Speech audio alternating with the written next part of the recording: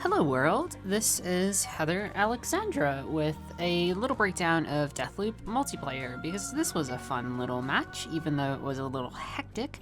For those of you who don't know Deathloop is a game where you play as a man named Colt.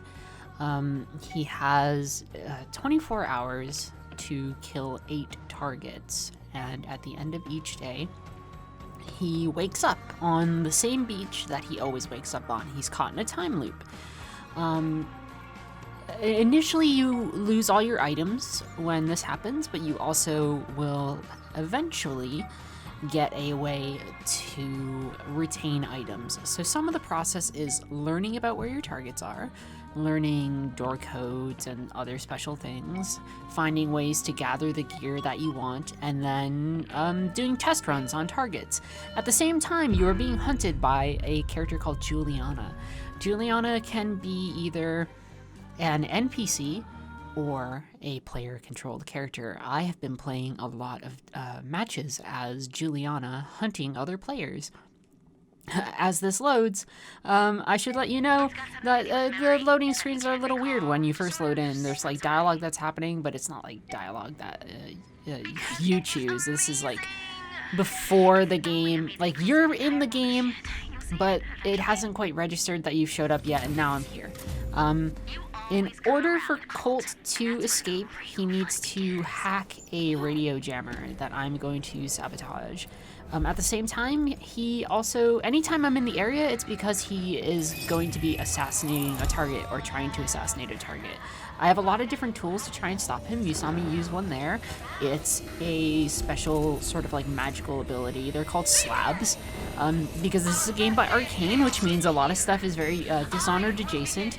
I have one that allows me to disguise myself as NPCs. So it allows me to travel a little bit more freely around the map. I'm dropping trip mines around places where I think they might approach in order to get to this jammer and hack it in order to escape. A variety of things will happen when you're hunting a Colt player. Sometimes they will just book it to get rid of the transmitter and then escape into the tunnels for a variety of reasons. Sometimes they're just here to get weapons. Sometimes they are just trying to escape because they don't want to deal with you. Or they'll go and focus on, you know, an assassination target first and then other things. It's pretty fun. This is a very hectic run through. Usually it is not as hectic. You'll see. I'll drop an example right after this first firefight as to what's going on. I saw him go to my side and I should have been more attentive. He's actually right behind me, and I missed this climb. So what I do is I have this shotgun. It's not the best shotgun in all things considered, and so instead I use this power called Havoc that allows me to do extra damage, and I pop these dual pistols, and I take him out. These dual pistols are really cool because they can also transform into a burst submachine gun. I took some damage there, though, so I'm looking for health. A lot of what's going on in this particular type of counterplay is that it's going to be very hectic and very scrambly. Usually it can go something like this. Insert clip here.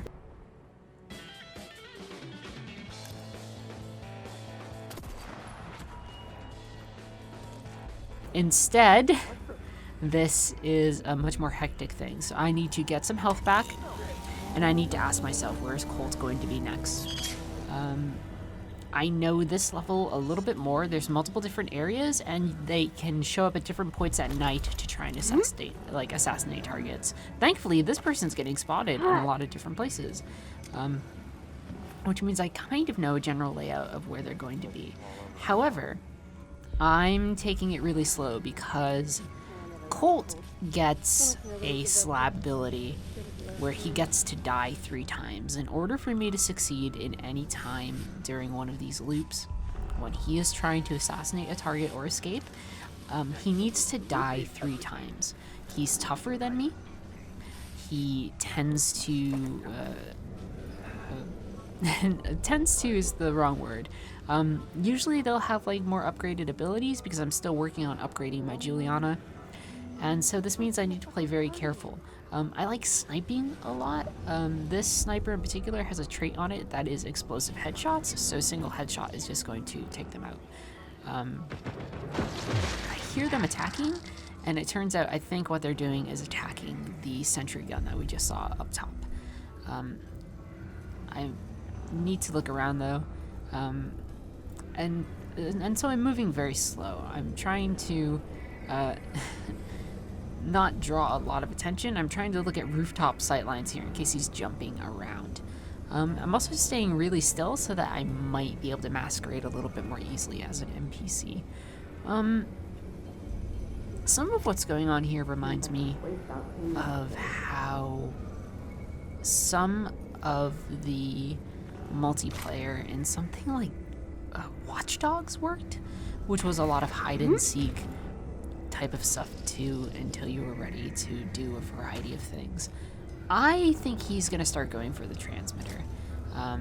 Either that or he's going to start going for his target, which means he's going to start going down to this area. If he goes to the right of where I am now, there is a hangar. It's hangar number 2 right there where his target is that he can assassinate them.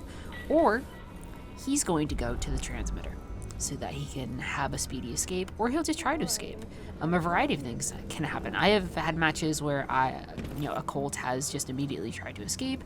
I've had ones where I've fallen into water and died instantly, and people on Twitch were like, I'm not watching anymore, because people on the internet are idiots. I know there's going to be a variety of angles he's going to approach from. I'm going the long way around because I want to find a good sniper position, because I think I know where he's going to be. It's going to be this ridge here where there tends to be a very prominent guitarist NPC that people like to kick off the ledge, or in general he's making sound, so he might be attracted to that sound.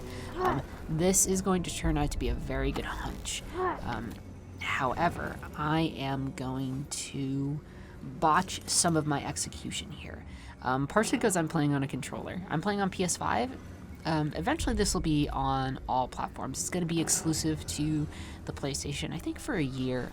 I think Sony is honoring an exclusive. There's like an exclusivity contract in place, even though Bethesda now is owned by Microsoft. It's interesting. So 2 shots there, I would have got them. A 1 shot to the head would have got them.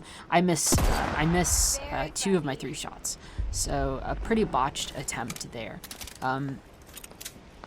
There's different sniper rifles that I have that might have maybe sealed the deal. I have one that does damage over time after hitting.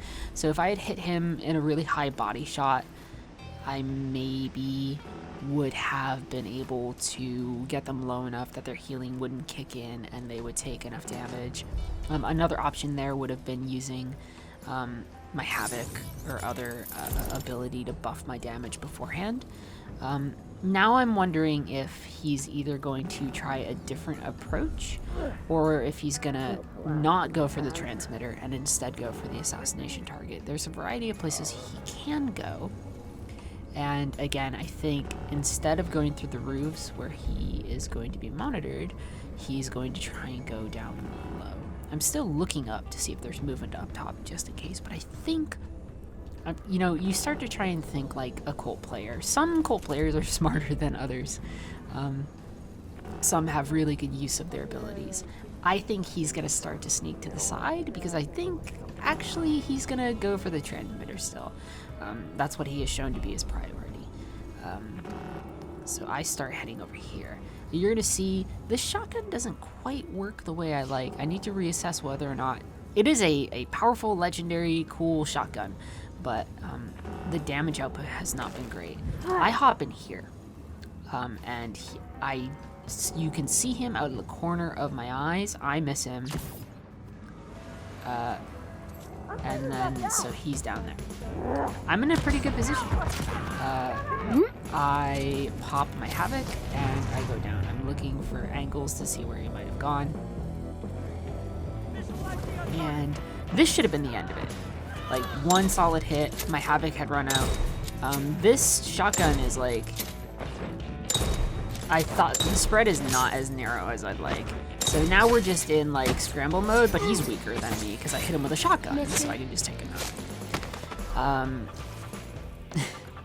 Looking at the footage now, it's like there are moments where I'm like, oh, I see him out of the corner of my eye. And I should be a little bit more attentive. Now he's going to respawn, which means that I am going to maybe see if he's respawning from a weird angle. Or I'm going to reset my position. And try and let him come to me. But then he starts hacking the terminal, so he actually starts getting into the terminal pretty quickly. I think he's going to give up. So he successfully hacks the terminal. And I'm wondering if he's going to take this back approach here, but he doesn't. So that means I need to get to these escape tunnels where he's going to be. I'm trying to look around and see if maybe he hacked the terminal and then is going to try and go for the assassination target anyway. I'm also assuming that maybe he'll go through these back tunnels again, which is where he was before. But I think we get gunfire pretty soon, and that's my hint to really start moving. You can see I'm in the submachine gun mode because it can do a fair amount of damage. I take a disguise just in case my approach can get me close to the tunnels where I can kind of be a little campy. But we're going to start to hear gunfire, I think, very soon. For a minute, I'm like, maybe he's really close to these tunnels, so I'm going to check. And maybe I'll catch him on the approach, so I move a little slower here. It's a cat and mouse type thing. And you have to consider a variety of options. But he's definitely not going for his assassination target. That much is something I am very certain of. So I'm gonna top off my health here at this health station, which has been very useful for this entire run. I'm wondering if he'll circle around. I'm wondering if he'll maybe actually go for the assassination target. He's not leaving, so I need to decide approaches or lines he'll take, but we hear the shot and then we get the confirmation that he's close by. So I have a couple abilities here. I even have one that turns me invisible, but he's close, and I'm not gonna really fuck around. So I go submachine gun mode, I go Havoc, I try and see if maybe he's sliding by here. It turns out I can't get through this door. I thought maybe I could get like a window position. So I wait for a moment, and I wait for my power to recharge. I hear him sort of moving. I hear the gunfire. I start shooting. There you go. Dead Colt. Missed the dink. Partially a Doug reference from Nickelodeon, maybe? And then, after you win, there's a variety of things that can happen. Your loot and rewards are randomized, but you get feats.